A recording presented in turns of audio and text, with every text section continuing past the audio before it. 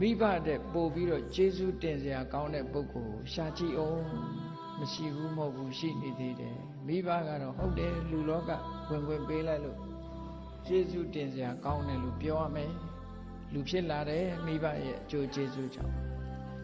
ကျေးဇူးတရားကြောင့်လူဖြစ်လာဒါဖြင့်မိဘတဲ့ပို့ပြီးတော့ကျေးဇူးတင်စရာကောင်းတဲ့ပုဂ္ဂိုလ်မြတ်စွာဘုရားထောက်ပြထားတာရှိတယ်ဒါကြောင့်မို့နော်ကျေးဇူးတရားအကြီးမားဆုံးပုဂ္ဂိုလ်၃မျိုးဆိုတာမြတ်စွာဘုရားဟောထားတာရှိတယ်အဲ့ဒီထဲမှာမိဘပြောလို့မဟုတ်ဘူးအကြီးမားဆုံးပုဂ္ဂိုလ်၃ဦးဆိုတာဘယ်လိုပုဂ္ဂိုလ်လဲမိမိကို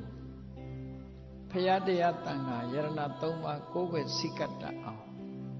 လမ်းညွှန်ပြသတဲ့ပုဂ္ဂိုလ်အဲ့ဒီပုဂ္ဂိုလ်ဟာကျေးဇူးရှင်တွေထဲမှာတော့ကြီးမားတဲ့ကျေးဇူးရှင်တစ်ခုသူ့ရဲ့ကဲ့တင်မှုဟာအလွန်ကြီးမားတယ်လို့ဒီလိုပြောအကယ်၍ကိုယ်ွယ်မှုမှားသွားရင်ဒီပုဂ္ဂိုလ်ဟာဒုက္ခရောက်သွားနိုင်တယ်မှန်ကန်တဲ့ကိုယ်ွယ်မှုမှန်ကန်တဲ့လမ်းကြောင်းကိုတင်ပေးလိုက်လို့ဘုရားကိုကြည်ညိုတတ်လာတယ်တရားကိုကြည်ညိုတတ်လာတယ်သံဃာကိုကြည်ညိုတတ်လာတယ်ဆိုတဲ့ပုဂ္ဂိုလ်ဟာမြတ်စွာဘုရားဟောတဲ့အတိုင်းယေကေစီဗုဒ္ဓံတရဏံကတာတေနတ္တိဂမိတ်တန္တိအပါယဘူမိဘုရားတရားတန်ခါကိုယ်ဝဲစိတ်ကတဲ့ပုဂ္ဂိုလ်ဟာပယ်လေးပုံမရောက်ဘူးလို့များဆိုကဲအပယ်ကနေကဲတင်ပေးရမကြဘူးလားမိဘကအပယ်ဟာကဲတင်ပေးနိုင်တာမရှိသေးဘူးလေလောကကြီးပဲသူကပြသပေးလိုက်တာပဲရှိတယ်ဒါမိဘရောဒီထက်ပါလို့မရဘူးလားဆိုရတယ်မိဘတိုင်းတော့မရဘူးနော်မိဘတိုင်းတော့မရမိဘကိုယ်တိုင်ကိုကဒီတရားတွေအသက်တတ်နေလို့ရှိရင်ကိုယ်ပဲဝင်တတ်မှာပဲလေဖြစ်နေတယ်ပေါ့နော်အဲ့တော့တရဏဂုံသီလတရဏဂုံ၃ပါးကိုကိုယ်ပဲစိတ်ကတအောင်လမ်းညွှန်ပြသပေးလို့သူ့ရဲ့ခြေဆုတရားကြောင့်တရဏဂုံတည်တဲ့ပုဂ္ဂိုလ်ဖြစ်ပြီဆိုရင်အဲ့ဒီပုဂ္ဂိုလ်ဟာ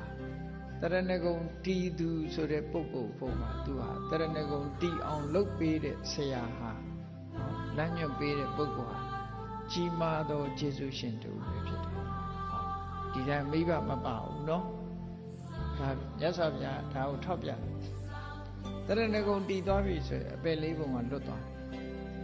။ဒီတဲ့အကျိုးဆက်တွေပြောမယ်ဆိုရင်တရဏဂုံတည်ခြင်းကြောင့်ဘုရားကိုစိတ်ကတ်တယ်၊တရားကိုကျင့်သုံးတယ်၊သံဃာကိုစိတ်ကတ်တယ်။အဲ့ဒီဘုရားတရားသံဃာ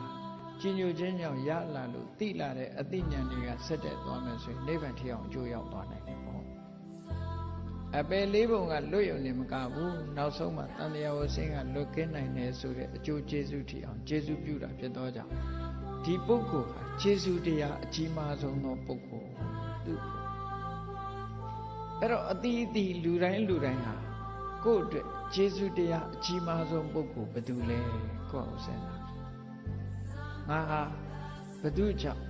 ဘုရားတရားတန်ခါယရဏ၃ပါးဆိုတဲ့ကြည်ညိုမှုလေးစားမှုဆိုတဲ့အသိဉာဏ်ကိုရပြီးတော့ကြည်ညိုကိုးကွယ်တာလဲလို့ဆိုတာကြည့်လိုက်လို့ရှိရင်အဲ့ဒါလို့ကြည်ညိုကိုးကွယ်တာအောင်ဟောပြောတဲ့ပုဂ္ဂိုလ်ဟာအမေဖေတွေကလည်းဖြစ်ခြင်းဖြစ်မယ်ဆရာသမားလည်းဖြစ်ခြင်းဖြစ်မယ်မိတ်ဆွေလည်းဖြစ်ခြင်းဖြစ်မယ်ဘယ်သူပဲဖြစ်တရဏဂုံတည်အောင်သူ့ကိုအကြောင်းပြုပြီးတော့ကိုဟာတရဏဂုံတည်ခဲ့တယ်ဗုဒ္ဓဘာသာစစ်ဖြစ်လာတယ်ဆိုလို့ရှိရင်တော့ဒီပုဂ္ဂိုလ်ဟာကိုယ့်အတွက်အကြီးမားဆုံးသောကျေးဇူးရှင်ကြီးပဲဒီလိုသတ်မှတ်ခိုင်းတာမြတ်စွာဘုရားနော်ဒါကတူနောက်ဒုတိယလိုက်ပြီးတော့ရှာမယ်ဒီဘုရားတရားတန်ခါယရဏ၃ပါးကိုယ်ဝဲစိတ်ကပ်ရုံများမကဘူးနောက်တစ်ခါဒီတဲ့အရေးကြီးတာဘာလဲလို့ဆိုရင်အမှန်တရားကိုသိဖို့အရေးကြီးတယ်ဘုရားတရားကိုယ်ဝဲဘုရားတရားတန်ခါယရဏကိုယ်ဝဲစိတ်ကပ်တယ်ဆိုတာလမ်းကြောင်းအမှန်ပေါ်ရောက်ရုံနဲ့ရောက်သေးတယ်သို့သောအမှန်တရားကိုသိမှလမ်းမချော်မှာဖြစ်တယ်ပေါ့ကြည့်လေဘုရားတရားတန်ခါတော့ကိုယ်ဝဲကြပါရဲ့လမ်းချော်နေတဲ့ပုဂ္ဂိုလ်တွေအများကြီးရှိတယ်အဲ့ဒါလို့လမ်းမချော်အောင်အမှန်တရားကိုသိအမှန်တရားဆိုဒီမှာ